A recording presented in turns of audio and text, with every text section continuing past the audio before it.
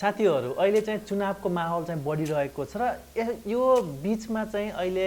स्थानीय चुनावलाई चाहिँ मध्यनजर गरेर म्यादीको लागि भर्ना पनि खुलेको छ र यो भन्दा केही दिन अगाडि मात्र नेपाल पुलिसको आधिकारिक निकायबाट चाहिँ हामीले भर्ना अझै पनि खुलेको छैनौं त्यो चाहिँ जुन मिडियाहरुमा आएको छ यो चाहिँ झुटो हो भनेर चाहिँ नोटिस चाहिँ प्रकाशित गरिएको थियो तर आज मात्र स्थानीय निर्वाचनको लागि चाहिँ म्यादीमा भर्ना खुल्यो भनेर अहिले नोटिस आएको छ टोटल नेपाल अधिराज्यभरि 1 लाख को माग गरिएको छ यानी कि 1 लाख म्यादी प्रहरीको लागि आवेदन खुल्ला गरिएको छ कहिलेदेखि फर्म भर्ने र यसको योग्यताहरू के छ र कहाँ हामीले आवेदन भर्नुपर्छ यो सम्पूर्ण जानकारीको लागि म तपाईहरुलाई कम्प्युटरको स्क्रिनमा लगेर चाहिँ देखाउने छु र कम्प्युटर स्क्रिनमा जानुभन्दा पहिले हाम्रो च्यानलमा तपाईहरु पहिलो पल्ट हुनुहुन्छ र हाम्रो च्यानल तपाईले अझै पनि सब्स्क्राइब गर्नुभएको छैन भने कृपया सब्स्क्राइब पनि गरिदिनु होला र यो भिडियोलाई लाइक पनि गरिदिनु होला र तपाई जस्तै साथीहरुलाई यो भिडियो शेयर गरेर उहाँलाई पनि जानकारी दिनु होला भन्दै अब चाहिँ ढिला नगरिकन म तपाईलाई कम्प्युटर स्क्रिन शेयर गर्छु र के कति योग्यताहरू छ कहिलेदेखि फर्म खुल्छ र यसको चाहिँ सेवा सुविधाहरू के कस्तो रहेको छ त्यो सम्पूर्ण जानकारी चाहिँ म तपाईहरुलाई दिनेछु अब जाउँ कम्प्युटरको स्क्रिनतर्फ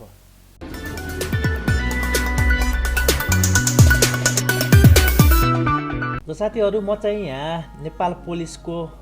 अफिसियल पेजमा आएको छु र यहाँ चाहिँ भनिएको छ तपाईले 49 मिनेट अगाडि देखिराख्नु भएको छ यहाँ भनिएको छ स्थानीय तह निर्वाचन 2079 को लागि म्यादी प्रहरी भर्ना सम्बन्धी सूचना भनेर यसरी चाहिँ प्रकाशित गरिएको छ यानी कि 12/1 र यहाँ भनिएको छ म्यादी प्रहरी भर्ना सम्बन्धी सूचना भनेको छ र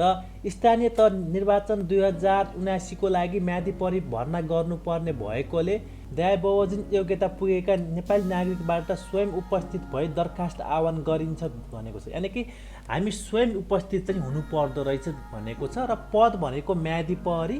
र माग पद संख्या भनेको 1 लाख जना रहेको छ र दरखास्त दिने मिति भनेको 2078 12 महिना 6 गते यानी कि चैत 6 गते देखि हामीले 12 गतेसम्म चाहिँ बिहान 10 बजेदेखि 17 भनेको तपाईको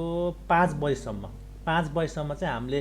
दरखास्त दिन चाहिँ सक्छौं यो भनेको सार्वजनिक बिदाको दिन बाहेक चाहिँ हामीले स्वयं आफू उपस्थित भएर त्यहाँ चाहिँ दरखास्त दिन सक्छौं र दरखास्त फारम पाइने र बुझाउने स्थानहरू भनेको महानगरीय प्रहरी परिसर काठमाडौँ ललितपुर भक्तपुर र अरु जिल्लाको हकमा चाहिँ जिल्ला प्रहरी कार्यालयमा चाहिँ सबैमा हुन्छ र आवश्यक न्यूनतम योग्यता र प्राथमिकता र यसको न्यूनतम योग्यता के छ र प्राथमिकता कसलाई भन्नेमा चाहिँ उमेरको हद दरखास्त फारम दर्ता गर्ने अन्तिम मितिसम्म 18 वर्ष पुरा भई 54 वर्ष ननागेको चाहिँ हुनुपर्छ उमेरको हदमा र आवश्यक न्यूनतम योग्यता भनेको नेपाली नागरिक हुनुपर्ने र कुनै नैतिक पतन देखिने फौजदारी अभियोग कसुरदार नठहरिएको कुनै राजनैतिक दलको सदस्य नरहेको शारीरिक तथा मानसिक रूपले तन्दुरुस्त रहेको साधारण लेखपढ गर्न जान्ने र प्रहरी नियमावली 2071 संशोध सहित को अनुसूची 3 प्रकरण 3 को 6 र जमा उल्लेख भए बमोजिम हुनुपर्ने छ भनेर यसरी भनेको छ र म्यादी प्रहरी भर्नाको लागि प्राथमिकता चाहिँ कसलाई हुन्छ भनेको छ यसमा चाहिँ नम्बर 1 मा चाहिँ यहाँ भनिएको छ सुरक्षा निकाय नेपाली सेना नेपाली प्रहरी सशस्त्र प्रहरी बल नेपालमा 2078 साउन 1 गतेदेखि विभिन्न पदमा भर्नाको लागि आवेदन दिई शारीरिक तन्दुरुस्ती र स्वास्थ्य परीक्षणमा उत्तीर्ण भई प्रवेश पत्रको प्रतिलिपि पेश गर्ने व्यक्तिहरूलाई चाहिँ पहिलो प्राथमिकतामा चाहिँ राखिन्छ भनेको छ र यसैगरी नम्बर 2 मा भनेको छ नेपाली सेना नेपाल प्रहरी र सशस्त्र प्रहरी बल नेपालमा कार्यरत रही निवृत्ति भरण वा उपदान प्राप्त पूर्व सुरक्षाकर्मीहरू तथा पूर्व वन रक्षकहरूलाई पनि प्राथमिकतामा राखिएको छ त्यसैगरी विदेशी मित्र राष्ट्रका सुरक्षा निकायहरूमा काम गरी सेवानिवृत्त नेपाली नागरिक जस्तै अब विदेशमा गएर हैन राष्ट्रिय सुरक्षाको निकायमा काम गर्नु भएको छ र उहाँहरूले आवेदन दिनुहुन्छ भने चाहिँ उहाँहरूलाई पनि पहिलो प्राथमिकतामा राखिनेछ र यस्तै गरी विगतका निर्वाचनहरूमा म्यादी प्रहरीको रूपमा भर्ना भई सन्तोषजनक कार्य गरेका व्यक्तिहरूलाई पनि पहिलो प्राथमिकतामा राखिन्छ भनेको छ। र सम्पर्क मिति र स्थान चाहिँ के छ भने चाहिँ तपाईँको मिति 2078 12 महिना 13 गते स्थान आवेदन दर्ता गराएका सम्बन्धित प्रहरी कार्यालयहरूमा समय बिहान 10 बजे चाहिँ तपाईँले सम्पर्क गर्नुपर्नेछ। अनि छनौट सम्बन्धी अब छनौटमा के छ भने छनौट पालाम्बद्ध हुने मिति चाहिँ 2078 12 महिना 15 गतेदेखि हुन्छ र अन्तिम नतिजा प्रकाशन मिति चाहिँ 2078 12 महिना 12 गते। पछि सुरु मिति चाहिँ पछि चाहिँ सुरु मिति 2078 12 महिना 28 गतेदेखि हुन्छ।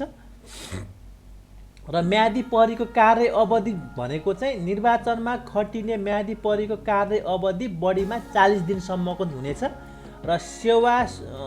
सेवा तथा सुविधाहरूको हकमा चाहिँ म्यादी प्रहरीको लागि नेपाल प्रहरीको जवान सरह आधारभूत तलब मासिक 22,066 ओसी र बदलीमा 40 दिनसम्मको लागि व्यक्तिगत ब्याङ्क खातामा रकम जम्मा गरिदिने गरी जम्मा तलब रु 30,240, खाद्यान्न बापत प्रति व्यक्ति एकमुष्ट रु 7,200 त्यो चाहिँ खानाको लागि, र पोसाक तथा अन्य सामान खरिद गर्ने गरी प्रति व्यक्ति रु 6,000 को दरले उपलब्ध गराउनेछ। र निर्वाचनको क्रममा खटिने म्यादी प्रहरीहरूलाई खटिएको ठाउँमा आउन र जाने तयारी स्वरूप प्रति म्यादी प्रहरी एक पटकको लागि रु 1000 का दरले तयारी खर्च उपलब्ध गराइनेछ। र यस्तै गरेर बिमा लगायतका अन्य सुविधा नेपाल सरकारले तोकी बमोजिम हुनेछन् भनेर प्रहरी प्रधान कार्यालय मानव स्रोत एवं प्रशासन विभाग भर्ना छनौट महाशाखा नक्साल काठमाडौँले यो चाहिँ भर्खरै आज मात्र म्यादी प्रहरीको भर्ना समस्या सूचना चाहिँ निकालेको छ। तपाईहरूले पनि यसमा चाहिँ तपाईहरू भर्ना हुन चाहनुहुन्छ भने यो जुन उसको क्राइटेरियाहरू रहेका छन्, उसको योग्यताहरू रहेका छन्, त्यो चाहिँ तपाईहरूसँग छ भने तपाईहरूले नजिकको जुन प्रहरी कार्यालयमा गएर तपाईहरूले यसको आवेदन फर्म स्वयं आफू नै उपस्थित भएर चाहिँ दिनुपर्नेछ। यो भिडियो तपाईहरूलाई कस्तो लाग्यो र आगामी दिनहरूमा यस्तै यस्तै नयाँ भिडियोको लागि हाम्रो यस च्यानललाई सब्स्क्राइब गर्न नबिर्सनु होला भन्दै आजलाई बिदा चाहन्छु। होस् त, नमस्कार, तपाईँको दिन शुभ रहोस्। जय नेपाल।